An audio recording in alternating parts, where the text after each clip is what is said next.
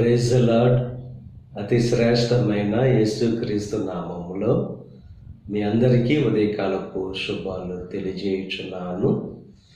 ఈరోజు దేవుడు మనకు అనుగ్రహిస్తున్న అతి శ్రేష్టమైన వాగ్దానము కీర్తనలు 103వ అధ్యాయము 5వ వచనాన్ని చదువుకుందాము. మేలుతో నీ హృదయమును తృప్తిపరచుచున్నాడు. దేవుడు ఈరోజు మేలుతో మీ హృదయాన్ని తృప్తిపరుస్తారని చెప్పి వాగ్దానం చేస్తున్నారు.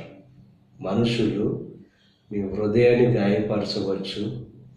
మనుషులు వారి మాటల ద్వారా మీ హృదయంలో బాధ కలిగించవచ్చు. కానీ దేవుడు మీ హృదయాన్ని మేలుతో తృప్తిపరుస్తారని చెప్పి వాగ్దానం చేస్తున్నారు. కనుక దేవునితో సహవాసంలో ఉంటూ, ప్రార్థన జీవితంలో ఉంటూ, దేవుని యొక్క వాక్యాన్ని ధ్యానించేవారుగా ఉంటూ, దేవుడు కలుగు చేసే ఆ గొప్ప మేలుకరమైన ఆశీర్వాదాలు పొందుకోవలసిందిగా ప్రభు పేరట మిమ్మల్ని కోరుచున్నాను. దేవుడు మిమ్మల్ని దీవించి ఆశీర్వదించి మేలుతో మీ హృదయాన్ని దేవుడు తృప్తిపరచును గాక.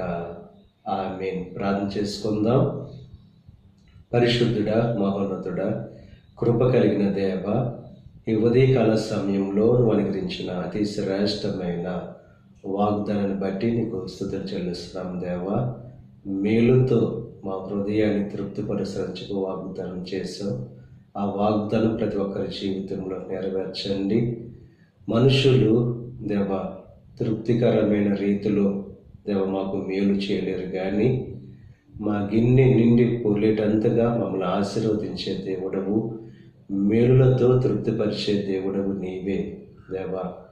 5 రొట్టెలు 2 చేపలు 5,000 మందికి తృప్తిగా ఆహారంగా మార్చిన దేవుడవు దేవా. ఈ ప్రార్థనలు ఏకీవిస్తున్న ప్రతి ఒక్కరి జీవితంలో దేవ లోటుల్లో దేవ సమస్యలో ఉన్న వారి జీవితాల్లో మేలులతో తృప్తిపరచండి దేవా.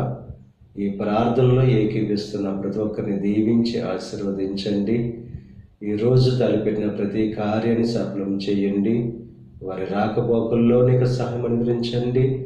ఈ దిన ఆశీర్వాదాలు ప్రతి ఒక్కరి మీద మెండుగా క్రమరింపచేసి నీ దీవులతో నింపి నడిపించమని యేసుక్రీస్తు నామం పేరట వేడుకొనుచున్నాం తండ్రి. ఆమేన్.